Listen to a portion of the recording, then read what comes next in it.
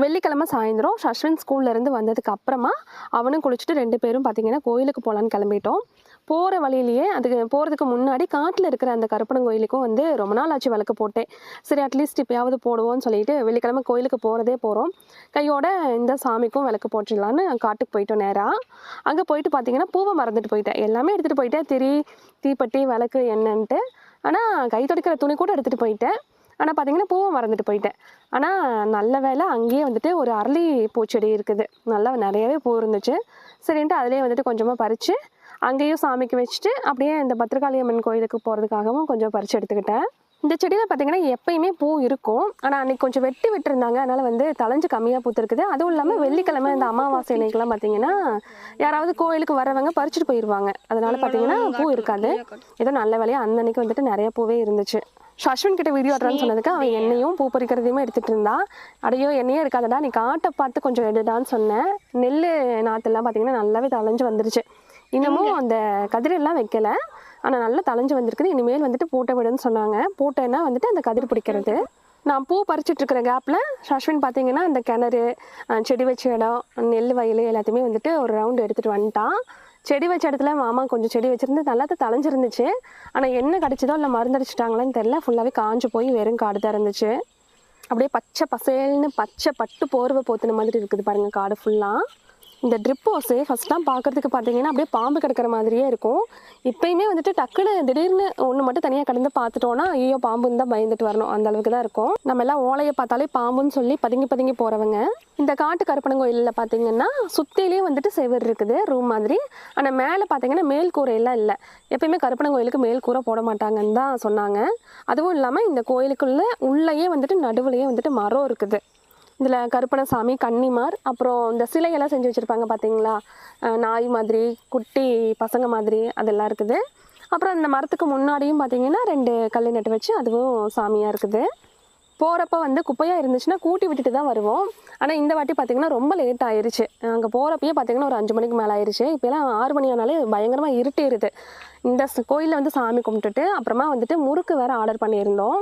அதெல்லாம் போய் வாங்கிட்டு வந்துட்டு அதுக்கப்புறமா தான் பத்திரகாளி அம்மன் கோயிலுக்கு போயிட்டு வரணும். எல்லாமே பார்த்தீங்கன்னா சுற்றி அப்படி இப்படின்னு ஒரு 5 கிலோமீட்டருக்குள்ளே வந்துடும்ன்றங்காட்டி சரி ஓகே இப்போதைக்கு சாமியை கும்பிட்டுட்டு போயிடலாம், மறுபடியும் டைம் இருக்கிறப்ப வந்து கூட்டி வச்சலான்ட்டு 2 பேரும் அப்படியே விளக்கு போட்டு பூவெல்லாம் வச்சு சாமியை மட்டும் கும்பிட்டு வந்தாச்சு. ஷஸ்வின் தான் பார்த்தீங்கன்னா எனக்கு என்னவோ தெரியாத மாதிரி இங்கே வைங்க, அங்கே வைங்க, இங்கே ஒன்று வைங்க, அங்கே ஒன்று வைங்கன்ட்டு சுற்றி அப்படியே வளைச்சி வீடியோவும் எடுத்துகிட்டு இருந்தான். அவன் பார்த்தீங்கன்னா இப்போலாம் வர ஏதாவது ஒரு வேலை செஞ்சான்னா அதுக்கு பதிலுக்கு வந்துட்டு ஏதாவது ஒன்று எனக்கு இது பண்ணி கொடுத்துடணும்னு சொல்லிடுறான். அடுப்பை ஆஃப் பண்ணிட்டு வாடா, விசில் வந்துருச்சுன்னு சொன்னால் கூட நான் அப்படின்னா அடுப்பை ஆஃப் பண்ணிட்டு வந்துட்டேன்ல, எனக்கு இது பண்ணி கொடுங்கன்ற மாதிரி கேட்க ஆரம்பிச்சிட்டான். ஆனால் குக்கரில் விசில்லாம் வந்துருச்சுன்னா நம்ம இருக்கிறமா இல்லையான்லாம் பார்க்காம அவன் பாட்டுக்கு போயிட்டு ஆஃப் பண்ணிட்டு வந்துடுவான். அது ஒரு நல்ல ஹேபிட் இருக்குது அவங்ககிட்ட. ஏன்னா வீட்டில் ஹஸ்பண்டோ மாமாவோ கூட பார்த்தீங்கன்னா யோசிச்சுட்டு இருப்பான், வந்துடுவாளா வந்து ஆஃப் பண்ணிடுவாளா சொல்லிட்டு போலையேன்ட்டு. ஷஸ்வின் பார்த்தீங்கன்னா டிவிலேயோ ஃபோன்லேயோ கவனம் இல்லாமல் ஏதாவது வேலை பார்த்துட்டு இருந்தானா கண்டிப்பாக ஓடி போய் ஆஃப் பண்ணிடுவான். ஆனால் டிவியோ ஃபோனோ பார்த்துட்டு இருந்தா அவனுக்கு கொஞ்சம் கூட காது கேட்காது. நமக்குமே அப்படி தான், ஏதாவது ரொம்ப மூழ்கி போயிருந்தோன்னா காதே கேட்காது. இந்த கூடையில் தான் வந்துட்டு விளக்கு திரி எல்லாமே எடுத்துகிட்டு போயிருந்தேன். இந்த கூடையே பார்த்திங்கன்னா ஓட்டை ஆயிடுச்சு. இனி வயர் வாங்கி பின்னலான்ட்டு நானும் பல வருஷமாக இதையே வச்சு ஓட்டிகிட்ருக்கிறேன். இனிமேல் வந்து வயர் வாங்கி எங்கே போய் பின்னுறது எனக்கு பின்னவும் தெரியாது. சரி ஓகே அப்படியே கூடையாகவே வாங்கிடுவோன்ட்ருக்கிறேன். இந்த மாதிரி வயரில் பின்னின கூடையாக இருக்கும்போது பார்த்தீங்கன்னா எடுத்துகிட்டு போகும்போது அப்படியே ஸ்டிஃபாக நின்றுக்குது. கட்டைப்பையெல்லாம் பார்த்தீங்கன்னா நம்ம எங்கே கொண்டு வச்சாலும் அப்படியே கீழே விழுந்துருது. அப்புறம் உள்ளே இருக்கிறத வந்து தேடி எடுக்கிறதா இருக்குது. இதுங்கும்போது வந்து வெளியிலேருந்து அந்த ஓட்டையில் பார்த்தாலும் தெரியும், உள்ளேயும் வந்துட்டு ஓப்பன் பண்ணி வச்சு ஸ்டிஃபாக வச்சுக்கலாம். உள்ளே இருக்கிறதெல்லாம் வந்துட்டு ஈஸியாக எடுத்துக்கலாம். என்ன ஒன்று மழை வந்தால் மட்டும் நனைஞ்சு போயிடும். ஆனால் காய்கறி வாங்க சந்தைக்கு போனாலும் சரி, மற்ற பொருள் எல்லாம் வாங்குறதுக்கு மளிகை கடைக்கு போனாலும், சிக்கன் மட்டன் வாங்குறதுக்காக போனாலும் இந்த கூடையோட சௌரியம் வந்துட்டு எதுலேயுமே வராது. அப்படியே ஏதாவது ஆயிடுச்சுனாலும் அப்படியே தண்ணியில் பிடிச்சி அலசி காய வச்சுட்டா போதும். மற்றபடி சோப் போட்டு அலசி துவைச்சிட்டு இருக்கணுன்ற மாதிரி எல்லாம் இருக்காது. இது வந்து நல்ல கம்ஃபர்டபுளாக இருக்குது யூஸ் பண்ணுறதுக்கு. இப்போ 4 விளக்கி ஒன்றா வச்சு எண்ணெய் ஊற்றி திரி போட்டு 4ஐயும் ஒன்றா வச்சு பற்ற வச்சுட்டேன். ஏன்னா காத்தடிச்சிட்டு இருக்கும்போது ஒன்றா பற்ற வச்சுட்டு இருந்தோன்னே கெட்டு போயிடும். 4ஐயும் வச்சு பற்ற வைக்கும்போது ஒன்றில் பிடிச்சாலும் ஒன்றில் பிடிக்கலைனாலும் அதுலேருந்து அப்படியே ஈஸியாக பிடிச்சிக்கும். இப்போ வந்துட்டு ஒன்றா எடுத்து அந்தந்த இடத்துல வச்சுட்டு அப்படியே 2 பேரும் சாமியை கும்பிட்டு கிளம்பிட்டோம்.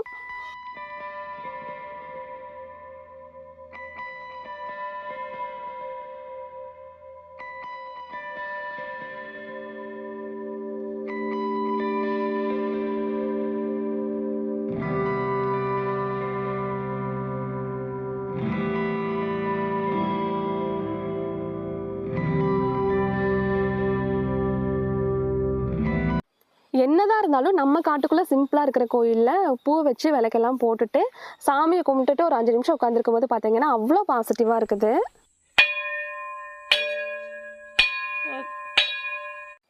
அங்கிருந்து அப்படியே நேராக கிளம்பி பக்கத்து தோட்டத்தில் வந்து முறுக்கு, அதிரசம், இந்த எள்ளு செடி எல்லாம் சொல்லியிருந்தோம் எங்கள் வீட்டுக்காக. அதெல்லாம் வாங்கிட்டு அப்படியே நேராக வந்து கோயிலுக்கு போயிட்டோம். போகும்போது அவங்க வந்து எள்ளு செடியெல்லாம் கொண்டு போகிறோன்ட்டு அந்த வேப்பந்தலை அதெல்லாம் போட்டு கொடுத்தாங்க. பத்திரகாளி அம்மன் கோயிலுக்கு இது பார்த்தீங்கன்னா தலவுமலைக்கு பக்கத்தில் இருக்குது. அனுமன்பள்ளியிலேருந்து குடுமியாம்பாளையம் தாண்டி பள்ளத்து கடைன்னு ஒரு பஸ் ஸ்டாப்பு, அதுலேருந்து ரைட் சைடில் கொஞ்சம் உள்ளே இருந்துச்சு. இங்கே பார்த்தீங்கன்னா நிறைய பேர் வந்து ஐயப்ப சாமிக்கு மாலை போட்டுருக்கிறவங்க எல்லாம் அங்கேயே ஸ்டே பண்ணி அங்கிருந்தே சபரிமலைக்கு கிளம்பி போவாங்களாட்டுக்குது. அதனால பார்த்தீங்கன்னா அவங்களோட ட்ரெஸ் எல்லாம் அங்கேயே துவைச்சு போட்டு காய வச்சுட்டு பந்தல்லாம் போட்டிருந்தாங்க. எல்லாத்துக்கும் கிளம்புறதுக்கு ரெடியாக இருப்பாங்க போல இருக்குது. ஒரு 2 நாளில் நம்மளும் எள்ளு சீடை அதிரசம்லாம் வாங்கணும்ல, அப்படியே வந்துட்டு சாமிக்கும் படைச்சிட்டு போயிடலான்னு சொல்லிட்டு அதுலேருந்து ஒரு 5-6 எடுத்துகிட்டு ஒரு பக்கமும் ஒரு சாமிக்கும் ஒன்று வச்சுட்டு எலுமிச்சம்பழம் இந்த பூ எல்லாம் எடுத்துகிட்டு போயிருந்தோம். அதெல்லாம் போட்டு சாமிக்கு வச்சுட்டு சாமியை கும்பிட்டு 2 பேரும் வந்துட்டோம். வந்துட்டு ஒரு 6:30 ஆயிடுச்சு. சரி 6:30 ஆயிடுச்சு, வெள்ளிக்கிழமை வீட்டில் சாமி கும்பிடாமல் இருந்து என்ன பண்ணுறதுன்னு சொல்லிட்டு சஷ்வினும் அப்படியே பக்தி மயமாக இருந்ததுனால 2 பேரும் வீட்டில் இருக்கிற ஃபோட்டோவுக்கும் எல்லா பூவும் வச்சு அப்படியே 2 தீபம் மட்டும் போட்டு ஊதுபத்தி சாம்பிராணி சூடம்லாம் வச்சு கொளுத்தி சாமி கும்பிட்டாச்சு. சஷ்வின் பார்த்தீங்கன்னா எங்கே போனாலும் இந்த ட்ரெஸ்ஸை தான் போடுறான். இந்த ட்ரெஸ்ஸு வந்து மச்சாண்டார் வீட்டில் சிஸ்டருக்கு வளகாப்பண்ணிக்கு எடுத்தது. அப்போதுலேருந்து எங்கே போனாலும் ஒரு 90% பார்த்தீங்கன்னா இந்த ட்ரெஸ்லையே தான் வருவான். இந்த ப்ளூ கலர் வந்து அவனுக்கு பிடிக்கும். அதுவும் இல்லாமல் அவனுக்கு வந்து கொஞ்சம் ஃபிட்டாக இருக்கும் போல இருக்குது. அதனால் எங்கே போனாலும் இதுதான். நானும் சொல்லி பார்த்துட்டேன், ஆனால் எல்லா வீடியோலையும் இதே தான் வருது, எப்போ பார்த்தாலும் வேறு ட்ரெஸ்ஸே இல்லையான்னு நினச்சிப்பாங்கன்ட்டு. ஆனால் அவன் அதை பற்றிலாம் கவலைப்படுற மாதிரியே இல்லை. எப்பயும் அவனுக்கு எது பிடிச்சிருக்குதோ அதை தான் போடுவான். நீங்கள் மட்டும் நான் சொன்னால் கேட்குறீங்களா, அவங்க இஷ்டத்துக்கு தானே போட்டீங்க, நானும் அப்படி தான் போடுவேன்ட்டு போடுறது. வீட்லேயும் சாமி ஃபோட்டோவுக்கு கீழே வாங்கிட்டு வந்த பலகாரம்லாம் வச்சுட்டு அந்த அன்றைக்கி நைட்டு பார்த்திங்கன்னா இட்லி ஊற்றிட்டேன். காலையில் வச்ச கத்திரிக்காய் புளிக்குழம்பு மிளகரைச்சி வச்சது அது கொஞ்சம் இருந்துச்சு. அப்படியே தேங்காய் சட்னி கொஞ்சம் வச்சு நல்லா பஞ்சு மாதிரி இட்லி சூப்பராக சாப்பிட்டு அதுக்கப்புறமா தான் பார்த்திங்கன்னா அந்த பாத்திரங்கள் வருது, கவுண்டர் டாப் சுத்தம் பண்ணுறது, அடுப்பு சுத்தம் பண்ணுறது அப்படின்ட்டு எல்லா வேலையும் முடித்தேன்.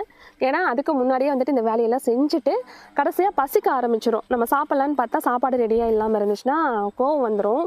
நமக்கே வந்துட்டு என்ன இருந்தால் செய்கிறதுன்ற மாதிரி இருக்கும். அதனால் பார்த்தீங்கன்னா கவலையே படாமல் ஃபஸ்ட்டு வந்துட்டு சாப்பாடு தான் முக்கியம்ன்ட்டு இட்லி ஊற்றி நல்லா சாப்பிட்டுட்டு ஒரு 5 நிமிஷம் ரெஸ்ட் எடுத்துகிட்டு அதுக்கப்புறமா வந்து பாத்திரம்லாம் தேய்ச்சிட்டு முடிச்சாச்சு வேலையை. அப்பயும் வந்து வேலை முடிஞ்சதுன்னு பார்த்தீங்கன்னா இல்லை, இந்த பழைய தயிர்லாம் இருந்துச்சு, பால் தயிர்லாம் வந்துட்டு ஒன்றா பெற போட்டு வச்சு அதுலேருந்து வெண்ணெய் எடுத்து வச்சுட்டா நெய்யாக காய்ச்சி வச்சிடலான்னு சொல்லிட்டு அந்த வெண்ணெயெல்லாம் எடுத்து நல்லா தண்ணியில் 2-3 டைம் அலசிட்டுருக்கிறேன். எனக்கு எப்பயுமே பார்த்தீங்கன்னா அந்த வெண்ணெயை அட்லீஸ்ட் ஒரு 2 தடவையாவது சுத்தமான தண்ணியில் அலசி வச்சாதான் வந்து மனசுக்கு நிம்மதியாகவே இருக்கும். இல்லைன்னா அந்த வெண்ணெய்க்குள்ளே ஆடையாக இருக்கும்.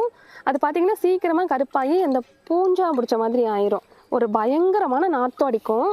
ஆனால் இந்த மாதிரி சுத்தமான தண்ணியில் வந்துட்டு நல்லா பிரித்து விட்டு அலசி எடுத்துட்டோன்னா அதில் கொஞ்சம் கூட அந்த ஆடையாட்டம் இருக்கிறது இருக்காது.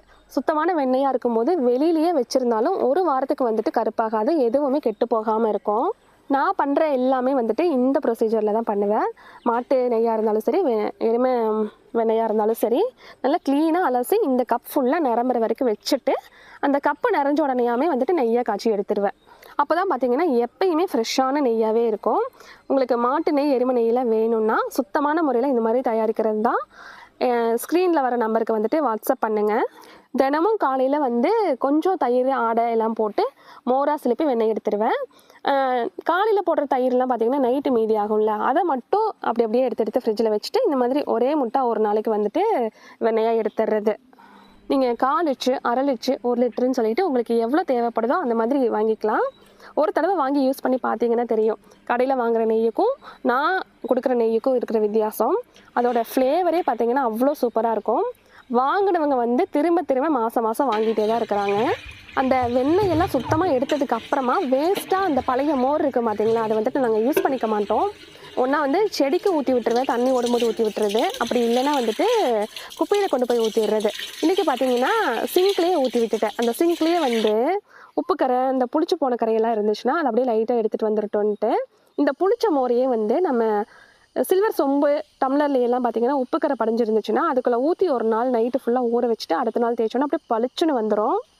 அடுத்த நாள் காலையில் எப்பயும் போல் 4:30க்கு எந்திரிச்சு இப்போலாம் பார்த்தீங்கன்னா 4:30க்கே குளிக்க முடிஞ்சால் குளிச்சிடுறது. குளிச்சு ரெடி ஆகிட்டு வாசல்லாம் தொளிச்சு விட்டுட்டு பிரம்ம முகூர்த்த விளக்கு போட்டாச்சு. வாசலில் 2 இப்போலாம் பார்த்தீங்கன்னா கதவு கிட்ட நிலவு கிட்ட வைக்கிறது இல்லை, வெளியில் வந்து வாசல் கிட்டேயே வச்சிடறது. இந்த டேபிள் ரோஸ்க்கு பக்கத்துலேயே அப்படியே உள்ளேயும் வந்துட்டு அந்த தட்டில் 5 விளக்கு வச்சு பற்ற வச்சிடுறது. நைட்டு வச்ச பூ வாடாமையே இருந்தாலும் அதை எடுத்துட்டு திரும்ப வந்துட்டு ஃப்ரெஷ்ஷான பூவே வச்சுட்டேன். ஏன்னா பூவும் நிறைய இருக்குது.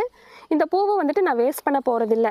அப்படியே எடுத்து வச்சு அதை சாணி மாட்டு சாணம் இருக்குதுல்ல அதில் போட்டு நான் வந்து வரட்டி தட்டியோ இல்லை கப் சாம்பிராணி மாதிரி செஞ்சோ யூஸ் பண்ணிக்கலான்ட்டு இருக்கிறேன். வரட்டி பார்த்தீங்கன்னா ஒரு சப்ஸ்கிரைபர் கேட்டிருந்தாங்கன்ட்டு இப்போ அது ரெடி பண்ணியிருக்கிறேன். அது ரெடி பண்ண வீடியோவும் உங்களுக்கு அடுத்தடுத்து வரப்போகுது. அதுவும் வந்து விலாகில் ஆட் பண்ணியிருக்கிறேன். இப்போல்லாம் காலையில் பார்த்தீங்கன்னா ராகி கூழ் தான் குடிச்சிட்ருக்குறோன்னு சொன்னேன். சத்து மாவு கூழும் குடிக்கலாம். ஆனால் அது பார்த்தீங்கன்னா ஃபஸ்ட்லாம் குடிச்சிட்டு இருந்தோம், அது எல்லாத்துக்கும் அவ்வளோ டேஸ்ட்டு பிடிக்கல. அதில் ஏலக்காயெல்லாம் போடுறதுனாலேயே என்னவோ. அதுவும் சஷ்வின்லாம் சுத்தமாகவே குடிக்க மாட்டான்.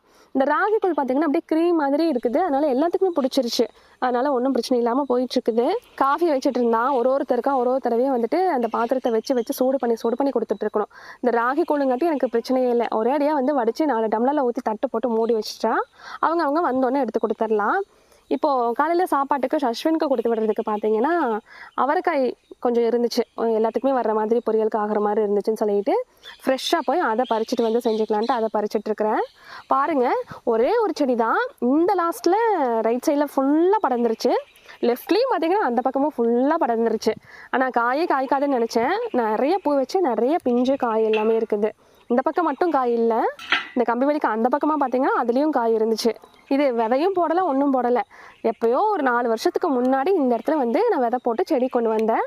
அந்த செடியில் காய்ச்ச காயே வந்து ஒரு தடவையும் முத்தி உளுந்து அந்த இடத்துல விதையாக உளுந்து அடுத்தடுத்த வருஷம் அந்த ஆடி மாதத்துக்கு முன்னாடியே முளைச்சி வந்துடுது. நம்ம விதை போட்டு பாதுகாப்பு பண்ணி முளைக்க வச்சா கூட புழு பிடிச்சிரும், சரியாக வந்து காயே காய்க்காது, செடியும் நல்லா வராது. ஆனால் தானாக முளைச்சி வர செடியில் பார்த்தீங்கன்னா புழுவும் பிடிக்காது, காயும் பார்த்தீங்கன்னா நிறைய காய்ச்சிட்டே இருக்கும். இதோட வேர் பாருங்கள் எவ்வளோ அகலமாக இருக்குது, அவ்வளோ ஸ்ட்ராங்காக இருக்குதுன்ட்டு. இதெல்லாம் அவ்வளோ சீக்கிரம் அழிக்கவே முடியாது.